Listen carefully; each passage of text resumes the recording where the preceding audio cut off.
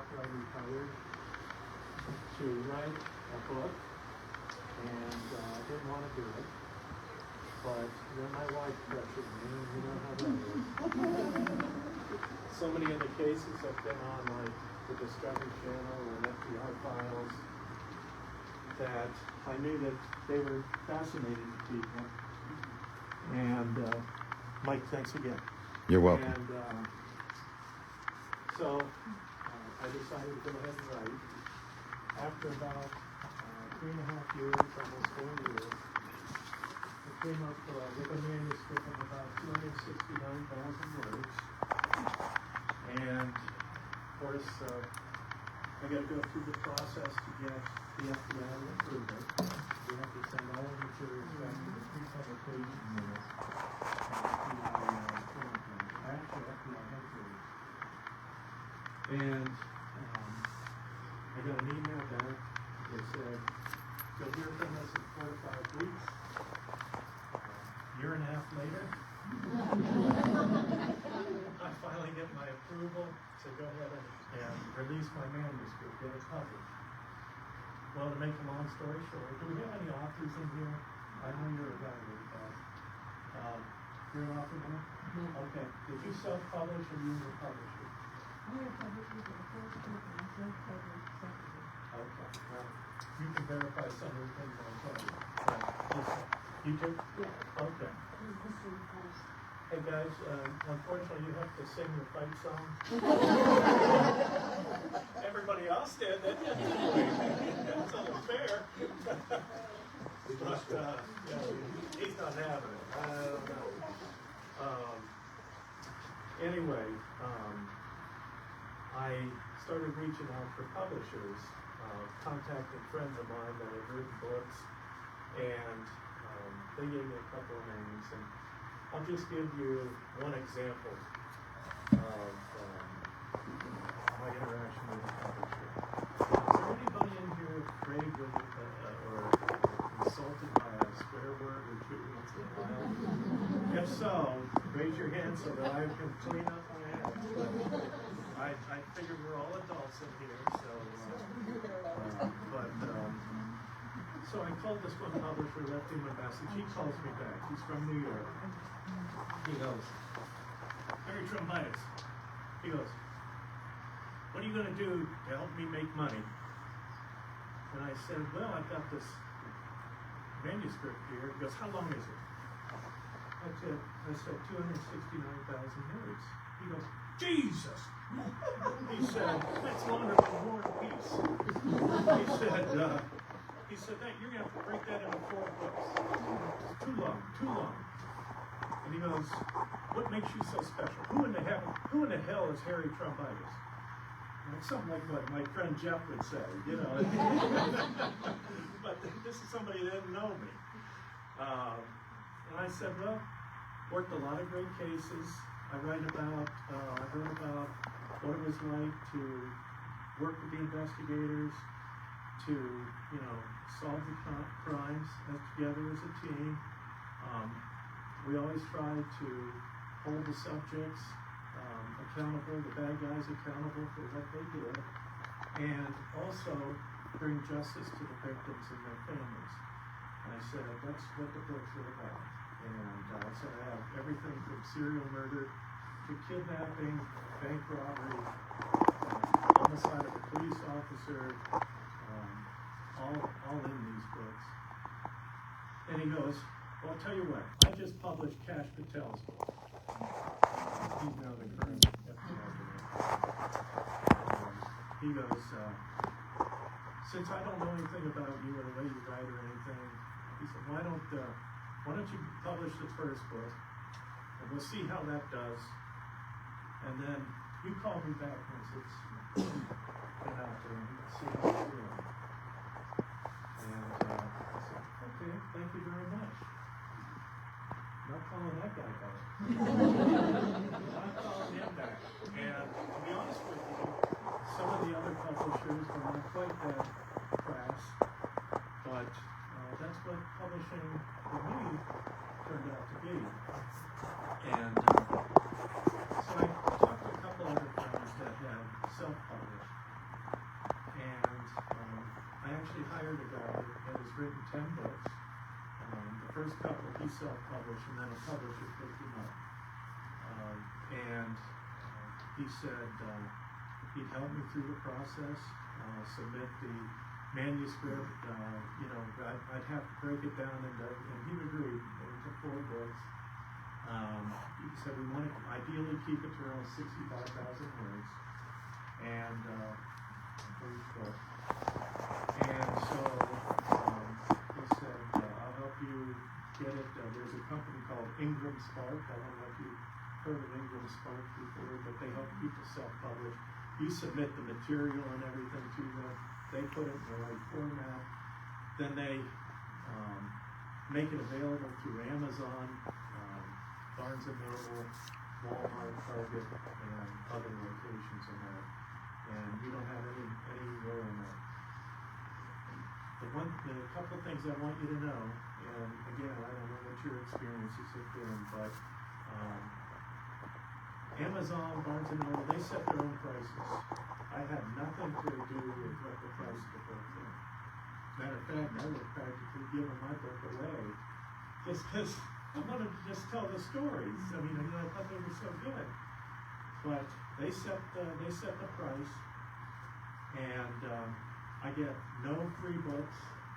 I have some friends, hey, just give me one of your books. I'm like, dude, I gotta go on Amazon and buy it. I get no break on the cost. And I said, I've already spent enough money getting these books published. I said, I doubt that I'll ever break even. And I said, I found out that I make a whopping around $3 per book. So every time somebody buys a book, you're basically buying me a cheap beer. I just want you to know how much I appreciate that. So anyway, that's kind of where we are, how I got things published. And again, it's been a labor of love. I've gotten a lot of good positive feedback from people that have read the books. And I think you guys are probably, like I just did a presentation down in Woodsfield earlier today. And so if my voice goes, I gave the cough drops, then I got water. So I'll try to, not sound like I'm raspy up here. But, it was a labor of love, and I'm here. I think most of you are interested in Thomas Lee Dillon case, the individual that shot and killed Paul Policeman over a 3-year period from 89 to 92. And I will spend the biggest part of my time on that case, but I'm going to do it at the end, so that we can stay as long as you want. I had it reversed. I did a presentation at the OSU for some students, crime club students. Bless you. And I ended up talking so long about the Dillon case, I didn't have time to mention some of the interesting stuff in the other books. So I thought I'd go ahead and do it in kind of a reverse order. So the first book that we released, or that I released, or however you want to term it, my buddy that I hired said, your manuscript covers from before you went into the FBI through training academy, 4.5 months of training, then your first office in Omaha, then your transfer to St. Louis and New York City, and then back to Columbus. He said, rather than follow the timeline, let's go ahead and release one of the books that you think might catch people's attention on that. So I had the most material about the Dillon case.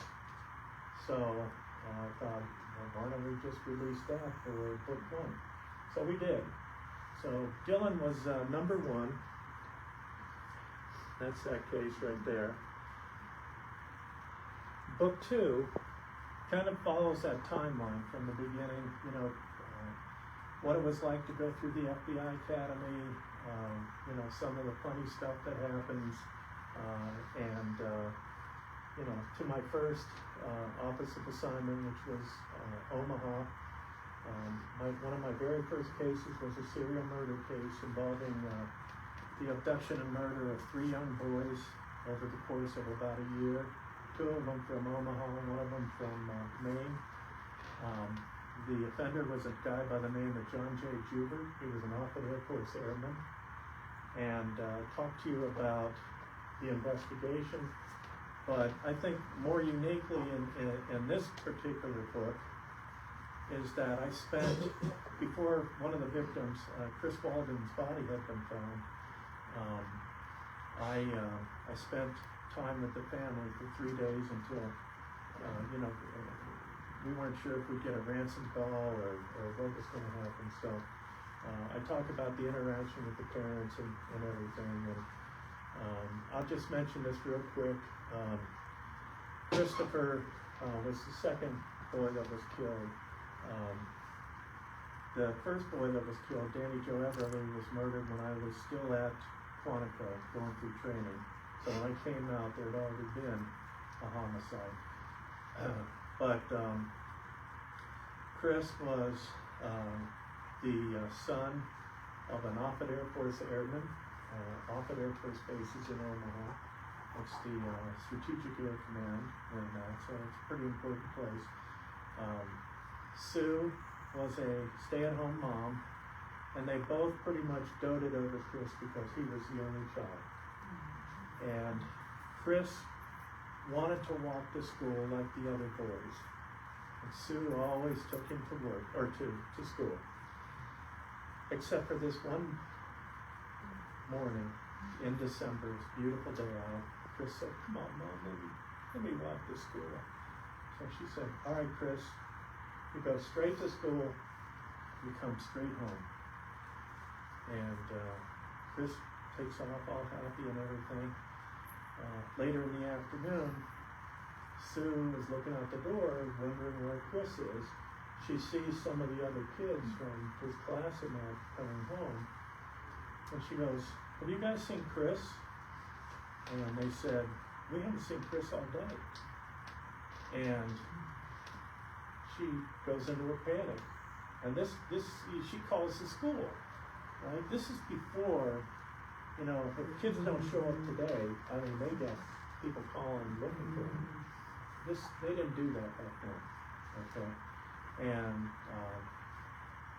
so Chris finds out that Chris never made it to school. Sue found out that Chris never made it to school. And it became evident that he had been kidnapped. And you'll have to read the book to find out all the different things that happened in it. I could spend a lot of time on it, but we'll never get through this material on that if I do. So I encourage you, if you're interested in that, to please read. Gives you a unique perspective of what parents go through and what this FBI agent did with the family to try to make it as bearable as I possibly could for what they were going through. Just horrible. But then I get transferred to St. Louis, and understand this was at a time frame.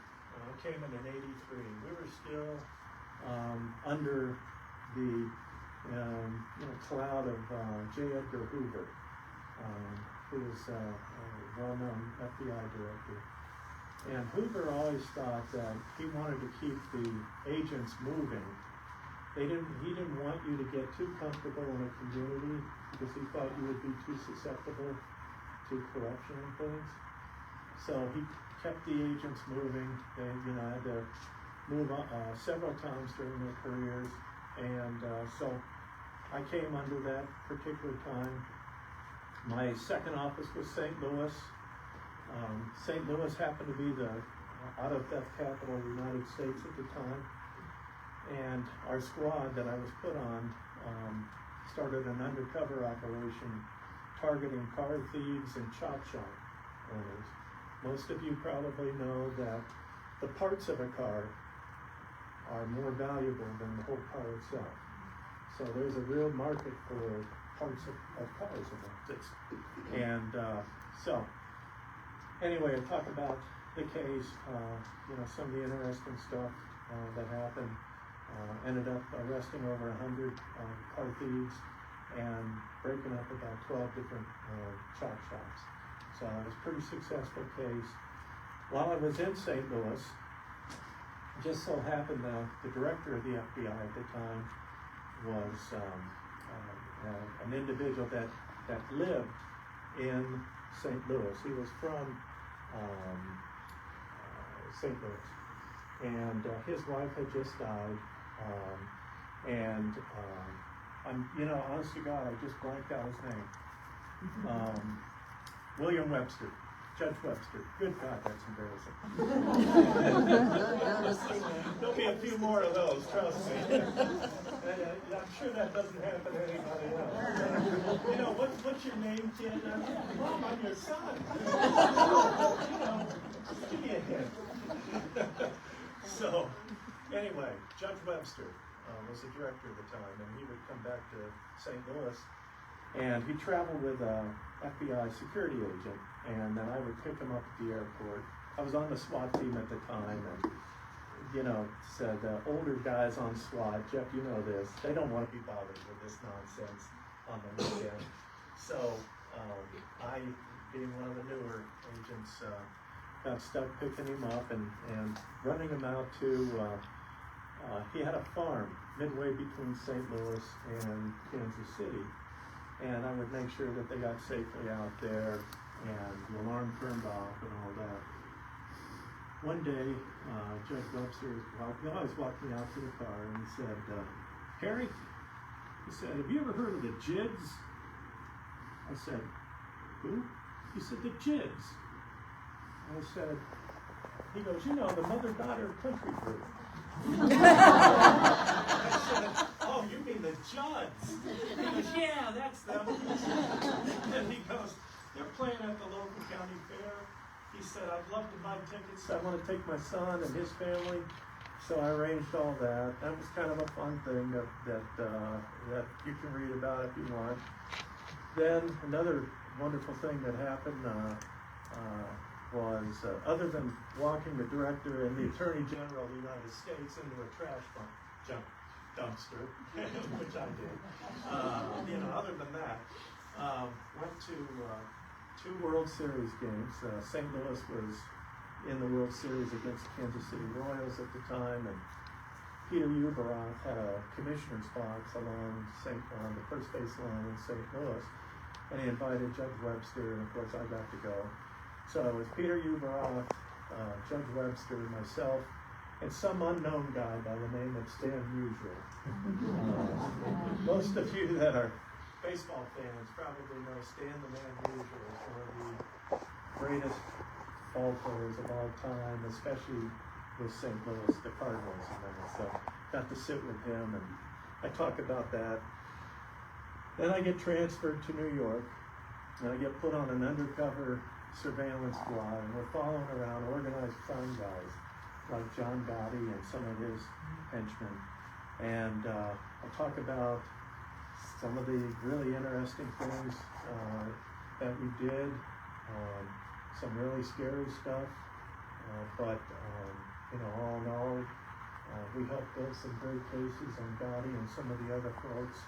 And I'm very proud of our work in that.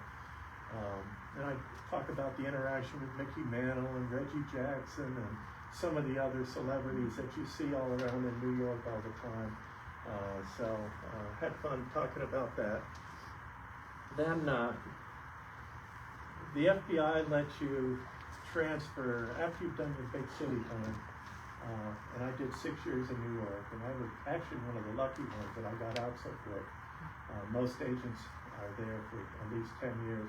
My daughter's an FBI agent in New York right now. She's been there for 10 years.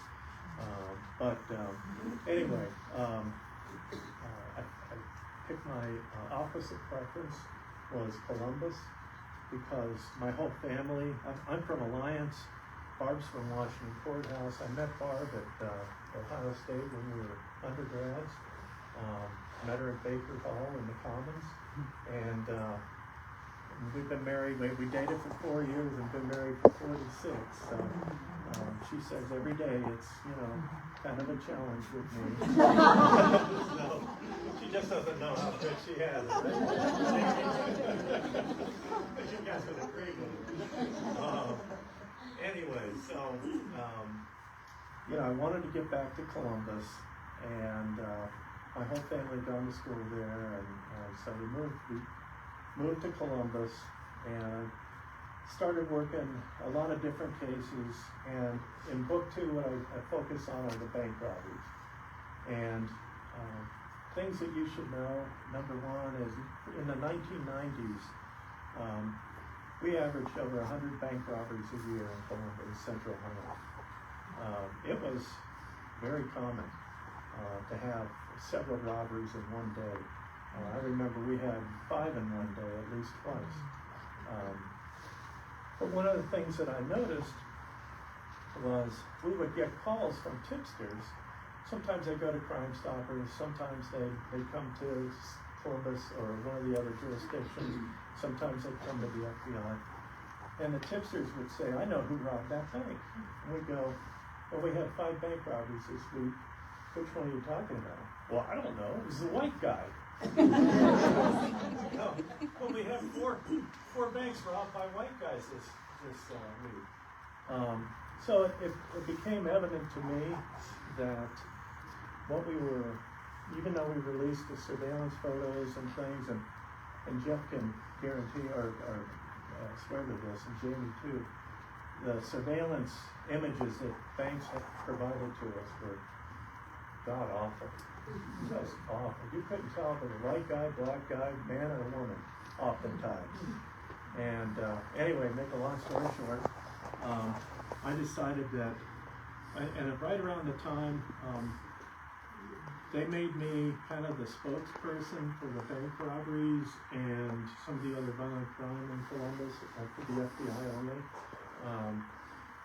So, and I had I had developed a media network with hundreds of media people in it that I would send bank surveillance photos to, and I would do a little write-up of the story. And what I thought, and it turned out to be correct for a change, was I'm going to start naming these bank robberies. And, even though bank robberies are violent crime, very serious, the tellers think they're going to die, but I'm going to take a chance, and I'm going to create nicknames for these robberies that will help the citizens know which bad guy they're talking about. So started naming, and I'll just give you a couple. Again, there's more in the book if you're interested in reading it, but things like the bad breath bandit. So that was a case where a woman goes in, robs a bank. I'm interviewing the victim teller afterwards. And of course we get all the information about what happened, running through the physical description.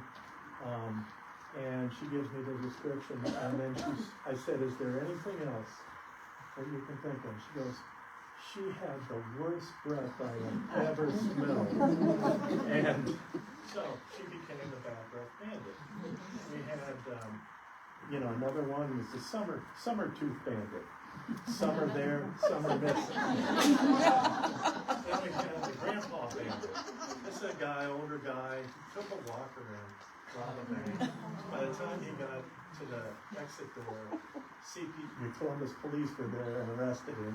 It was kind of sad. Had the church lady bandit. She looked just like a lady that came out of church, according to one of the witnesses in that. She robbed 11 banks before we ended up robbing. And then we had the last one I'll just mention is, are you familiar with who Justin Bieber is? Okay.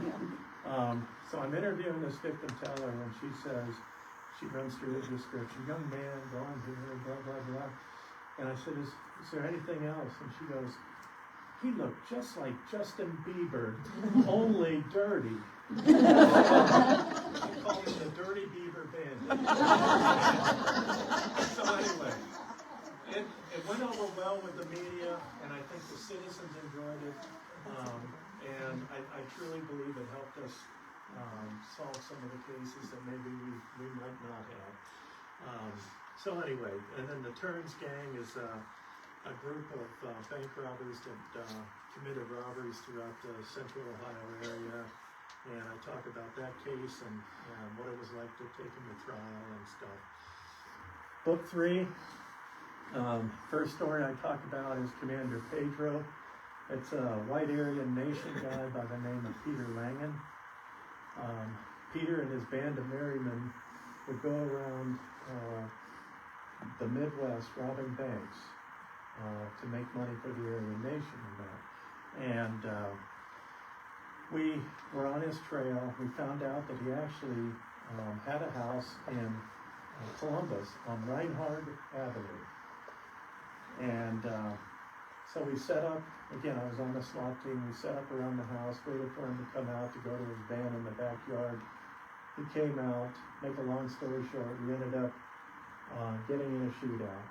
And I talk about what that was like. And just so you know, Peter Langen had been convicted, sentenced to a very lengthy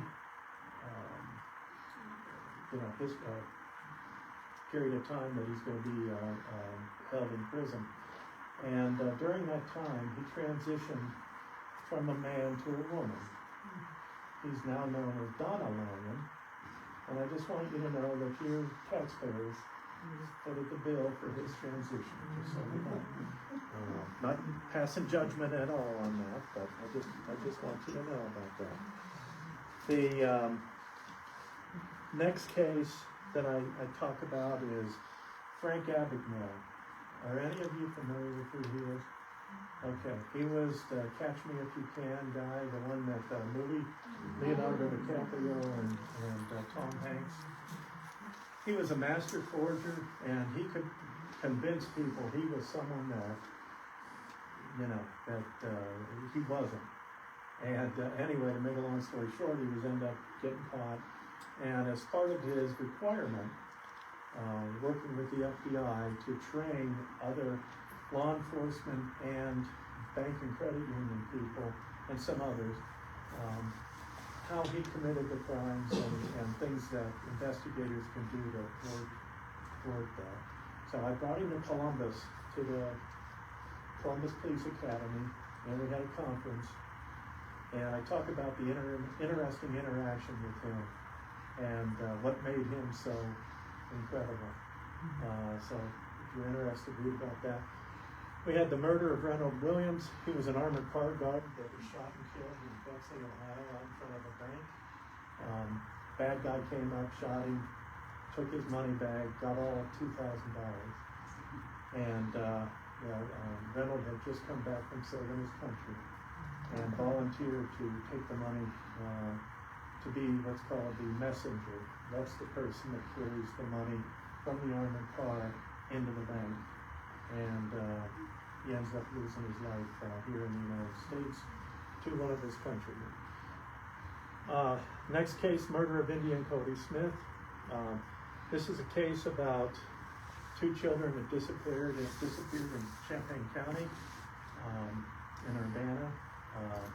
And we determined that, in fact, the stepdad killed the children and then dumped their bodies behind a cemetery not too far from the family farm home. The abduction of Ashley Taggart. This is a 3-year-old girl in Lancaster, Ohio. I always say Lancaster wrong. I want to say Lancaster. People say, no, that's not how you say it. So, Lancaster, whatever it is. Anyway, she's playing in the backyard. A fellow by the name of Jason Wagner abducts her, keeps her in his attic for about 3 or 4 days, sexually assaults her, and by the time we figured out who was responsible and broke in, he had her duct taped her mouth and her hands and feet up in the attic, and by the time we recovered her, she was, according to the doctors, within hours of death. And the killer, Jason Wagner, was going to serve us, obviously, a significant sentence, and his cellmate ended up killing him in prison. So he's no longer with us. Had the murder of Emily Murray. Emily was a student up at Kenyon College. She worked at a local restaurant off campus, and she was abducted, taken down to Vinton County, where she was shot and rolled up into a carpet and placed in a trailer inside the trailer.